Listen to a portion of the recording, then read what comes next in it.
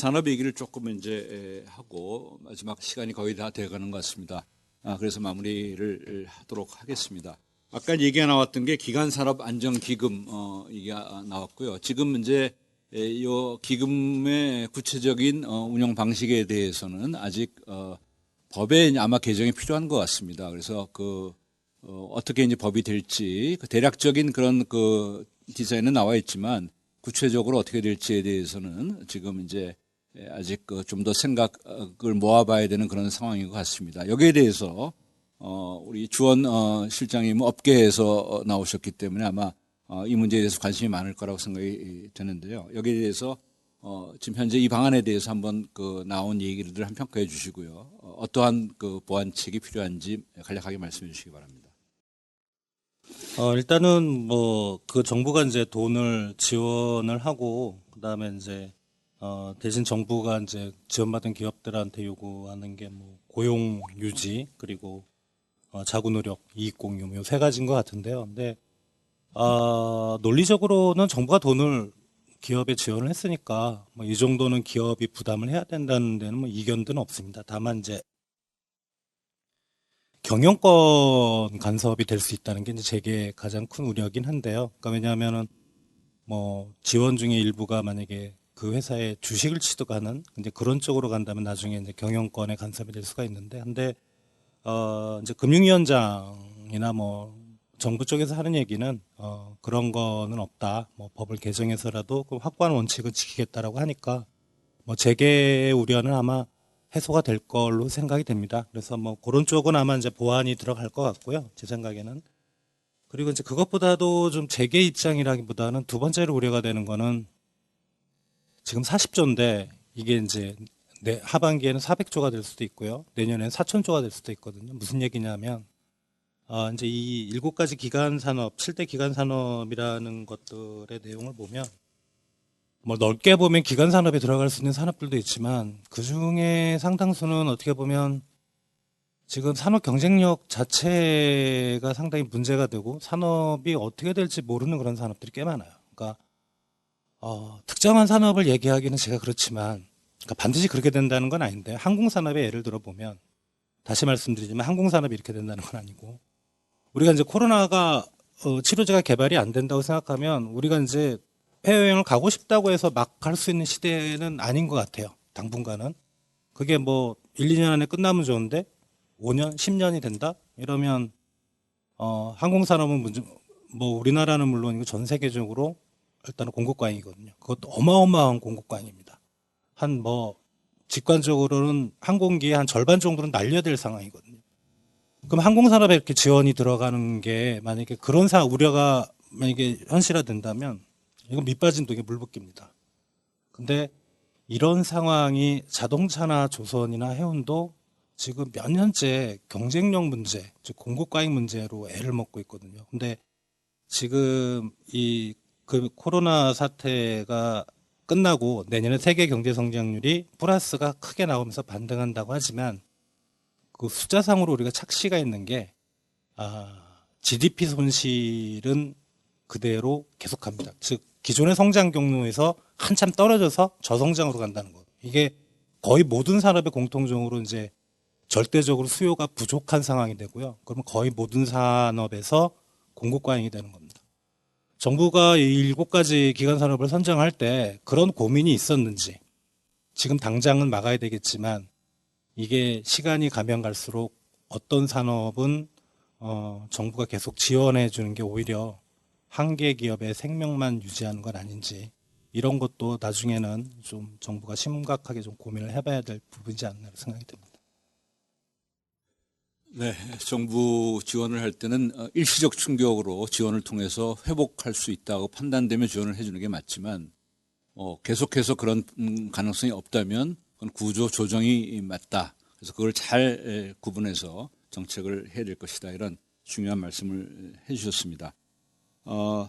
그다음에 지금 또 우리가 잘 생각해 봐야 될 게 글로벌 경제의 그 모습의 변화입니다. 그래서 글로벌라이제이션이라는 것이 그동안 쭉 진행이 되었던 것이 글로벌 금융 위기 때부터 조금 한풀 꺾이면서 둔화되었다가 이번 코로나 사태로 점차적으로 자국 경제 중심으로 이렇게 재편되는 모습이 더욱 가속화되는 것이 아닌가.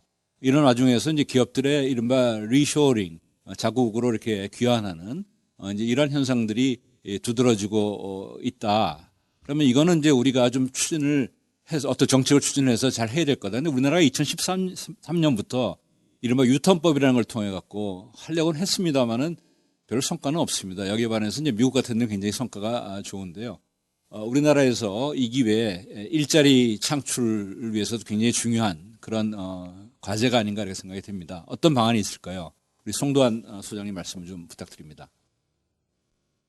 네. 예, 코로나 충격 이후에 가장 그 보편적인 어떤 현상을 들려면은 단연 아까 말씀하신 어떤 이 리쇼어링 정책이 되겠습니다. 뭐 우리가 아는 것은 뭐 미국이 어떤 자국 우선주의를 밀어붙이면서 리쇼어링 정책을 강하게 추진했는데요. 이제는 뭐 미국뿐만 아니라 글로벌 전반에 걸쳐서 생산 기반을 자국으로 불려들이는 유턴하는 그런 현상들이 빠르게 지금 확산이 되고 있습니다. 그러면은 산업의 글로벌화가 어떤 산업의 지역화로 어떤 패러다임이 바뀌고 있는데 그 배경을 좀 한번 좀 살펴볼 필요가 있는데요. 개인적으로는 첫 번째는 어떤 글로벌 교역의 어떤 성장 기여도가 최근 10년간 계속 떨어지고 있고요. 그래서 교역의 활력도 둔화되고 또 교역의 규모도 파이가 자꾸 작아지는 뭐 이런 상황에선 뭐 해외 진출을 통한 어떤 실질 실효가 점진적으로 약해지는 이런 상황에 기업들이 놓여 있다고 생각하고요. 두 번째는 일단 이 보호무역이 확산되면서 최근에 뭐 미중 간의 그 무역 분쟁도 있었고 단일 간의 그 경제 전쟁도 있었는데 이런 것들이 다 어떤 글로벌 공급사슬 또 분업 구조가 해체되는 이런 과정을 거치고 있지 않은가 하는 우려를 자아내고 있습니다. 따라서 핵심 생산 기반은 일단 본국으로 불려들이는 이런 현상들이 좀 빠르게 좀 번지고 있다 이렇게 좀 생각이 됩니다. 그럼 이제 미국의 경우를 좀 볼 필요가 있는데 가장 뭐 성공한 케이스가 미국이니까요. 그 해외에 있는 기업들을 불러들이기 위해서 한 두 가지 정도를 추진했는데 첫 번째가 해외에 있는 생산 기반을 불러들이기 위해서는 그 소요되는 이전 비용을 정부가 지급을 해야 되는데요. 미국 같은 경우는 뭐 거짐 전액 다 정부가 이전 비용을 지급을 해줬고요. 두 번째로는 이 법인세를 35%에서 21%로 물론 뭐 그 해외 기업들을 불러들이기 위해서는 건 아니지만은 뭐 역대급의 어떤 유례 없는 법인세 인하를 통해서 돌아올 수 있는 어떤 기업 환경을 제공을 해서 이런 것들이 이제 성과로 좀 나와서요. 근데 미국 같은 경우는 뭐 매년 한 1000여 개 내외의 기업들이 돌아오고 있습니다. 그래서 상당히 성과가 있다고 보고요. 우리나라 같은 경우는 뭐 10개 미만입니다. 최근 몇 년간 평균적으로 봤을 때. 그래서 이런 부분들을 좀 감안해서 정책을 추진할 필요가 있는데 그래서 우리도 좀 배울 필요가 있을 것 같아요. 그래서 해외 어떤 중요한 기업들을 불러들이기 위해서는 첫 번째로는 좀 정부가 이전 비용을 좀 과감하게 좀 지원해주는 정책을 추진할 필요가 있고요. 또 두 번째로는 아까 말씀드린 것처럼 물론 우리가 지금 법인세를 인하할 수 있는 환경이 아니기 때문에 그 2012년도에 그 임시 시설 투자세 공제법을 우리가 도입을 했다가 일몰이 된 적이 있습니다. 그래서 생산 분야에 대한 투자, 그죠? 그래서 뭐 상시 뭐 시설 투자세 공제법을 뭐 도입해도 좋고요. 그래서 생산 분야의 투자에 대해서는 어떤 세제 지원을 해서 그 밖에 있는 기업들이 돌아올 수 있는 이런 환경을 제공해줘야만이 이런 리쇼어링 정책이 좀 정착할 수 있지 않을까 이런 생각을 좀 해보았습니다. 예. 네, 중국에 있던 기업들이 베트남으로 가지 않고 우리나라로 다시 돌아오는 게 참 중요할 것 같다는 생각을 해보게 됩니다. 우리나라도 그렇지만 이제 그 미국은 특히 이제 주가나 부동산 가격이 많이 올랐다. 그래서 이제 버블이 아니냐 이런 견해도 있습니다. 그래서 앞으로 이런 버블이 정말 미국에서 꺼지게 될지 그렇게 되면은 또 가격들이 어떤 부분에서 특히 많이 꺼지게 될지 이런 이제 생각을 해볼 수 있겠습니다. 그리고 여기에 대해서 어떻게 대응을 해야 될지 여기에 대해서 이종우 센터장님 말씀 부탁드리겠습니다. 예, 그 미국의 자산이 버블이 됐느냐 안 됐느냐 우리가 단적으로 보게 되면 저는 뭐 결론적으로 봤을 때는 상당히 버블이 됐다 이렇게 이제 말씀을 드릴 수 있는데요. 우리가 한번 이런 지표를 가지고 한번 보죠. 가처분 소득 대비해서 가계 순자산이 얼마큼 되느냐 하는 걸 가지고 한번 보면 미국의 경우 지금이 한 7배 정도 됩니다. 그동안에 아주 굉장히 낮은 상태였다가 2000년도에 6배 정도까지 올라갑니다. 그 6배가 올라가고 그 올라가는 거에 상당히 많은 부분들이 이제 주식을 통해서 올라갔기 때문에 그 당시에 IT 버블이 터지면서 상당히 주식시장이 곤란을 겪는 형태가 됐었죠. 그러다가 이제 다시 또 이제 그게 좀 조정이 됐다가 두 번째로 올라갔던 게 이제 2008년도 정도 되면 6.5배 정도 수준까지 올라갑니다. 역시 그때는 이제 부동산이 중심이 됐기 때문에 그래서 이제 금융위기가 발생을 하는 형태가 됐거든요. 지금은 이제 그 두 번의 경우보다도 훨씬 더 높은 상태가 됐는데 이 높은 상태가 되는 건 당연하다라고 생각할 수밖에 없는 게 지금은 주식이면 주식, 부동산이면 부동산, 채권이면 채권 모든 거에서 다 가격이 높아져 있는 상태이기 때문에 굉장한 버블이 생길 수밖에 없는 그런 상태다라고 봐야 될 것 같고요. 이 버블은 어떤 형태로든지 조정은 되지 않겠느냐라는 생각이 듭니다. 그게 앞에 두 번의 경우처럼 굉장히 요란한 형태로서 그 사태를 만들어내든지 아니면 오랜 시간에 걸쳐서 점진적으로 조정이 되든지 둘 중에 하나인 형태이지만 아무튼 어떤 형태로든지 이 부분들은 조금 문제가 될 가능성이 높다라고 볼 수밖에 없고요. 만약에 이제 이런 그 미국의 자산 가격의 조정, 이게 이제 버블이 터지는 형태가 된다라고 하게 되면 우리한테 어떤 영향을 미칠 건가 하는 것들이 일단 가장 큰 그 과제일 수밖에 없는데, 우리는 그래도 보게 되면 이제 주식이나 이런 것에서의 버블은 없다라고는 생각이 듭니다. 왜냐하면 뭐 그동안에 거의 오르질 못했기 때문에 당연히 뭐 버블이 생기거나 할 수 있을 만큼의 여지는 없다라고 봐야 될 것 같고요. 그다음에 이제 채권과 관련해서는 채권은 기본적으로는 상품이 만기가 있는 상품이기 때문에 국채나 이런 것들의 버블은 그렇게 뭐 문제가 되지는 않습니다. 가장 큰 문제가 되는 건 이제 신용도가 낮은 회사채가 중간에 기업이 망해서 그게 이제 전체적으로 확대될 경우의 문제인데 우리나라 같은 경우는 저신용 등급의 회사채 시장이 그렇게 크지가 않기 때문에 이게 그렇게 크게 문제가 되지는 않습니다. 결국 가장 문제가 될 수밖에 없는 거는 이제 부동산이고 이거는 작년도까지도 서울 지역을 중심으로 해서 상당히 많이 올라오는 형태가 됐기 때문에 이거는 이제 문제가 될 가능성이 있다라고 봐야 되거든요. 그 우리가 금융위기 때의 경험으로 해서 보게 되면 그 해외에서 부동산의 버블이 터지고 하는 것들은 시차가 얼만큼 되느냐의 문제일 뿐이지 우리한테 꼭 전이가 되더라라고 하는 것이 그때의 교훈입니다. 그러니까 우리나라 같은 경우에 보면 금융위기 때에 일시적으로 떨어졌다가 다시 회복하고 했지만 2011년서부터 2014년도까지 한 4년 동안에 걸쳐서 다른 나라들은 부동산 가격이 올라가는 동안에 우리는 떨어져 버리는 형태가 됐었어요. 이게 보면 앞에서 그 전이되지 않았던 전이되는 걸 우리 내부에서 갖고 있다가 뒤에 그걸 견디지 못하기 때문에 이게 그 효과가 나오려 버리는 그런 형태가 된 거거든요. 당시에 보게 되면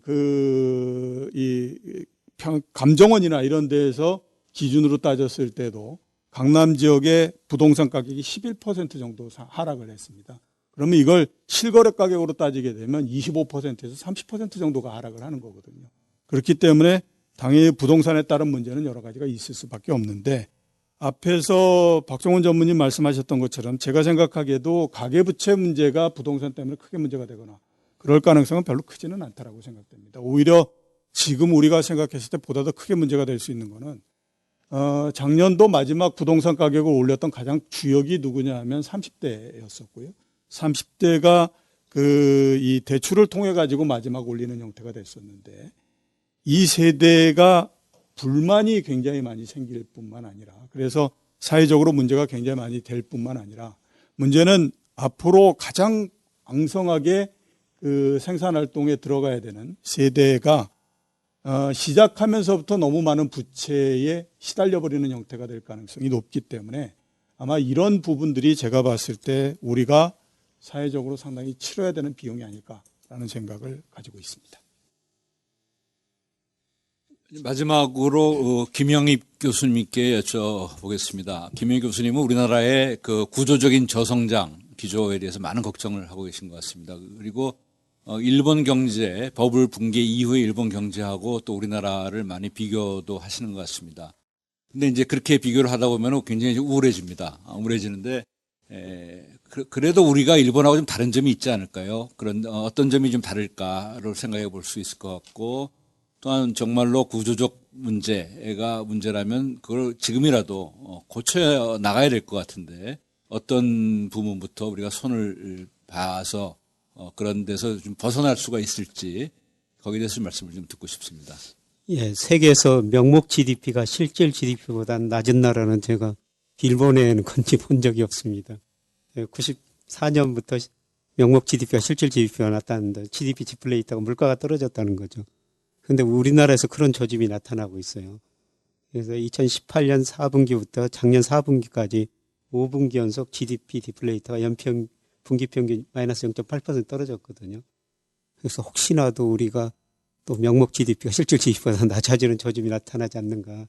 그래서 일본식 불황으로 가지 않느냐 그런 우려를 한번 제기해 볼 수가 있을 것 같습니다. 그런데 우리하고 일본하고 가장 큰 차이는 수출 의존도예요. 94년도에 일본 실질 GDP 기준으로 수출이 GDP에 차지하는 비중이 9%였거든요. 근데 우리나라 작년에 43%입니다. 그래서 세계 경제가 좋으면 우리 일본식 디플레로 갈 필요가 전혀 없죠. 세계 경제가 나쁘다 하면 더 충격을 받을 수밖에 없고요. 그리고 이게 가계 부채 말씀 앞에서 하셨습니다만은 일본은 가계 금융자산이 부채보다 4.5배 정도 많습니다. 그래서 일본이 그 장기간 동안 디플레에 빠졌어도 가계가 돈이 있기 때문에 아마 견딜 수 있었을 것 같습니다.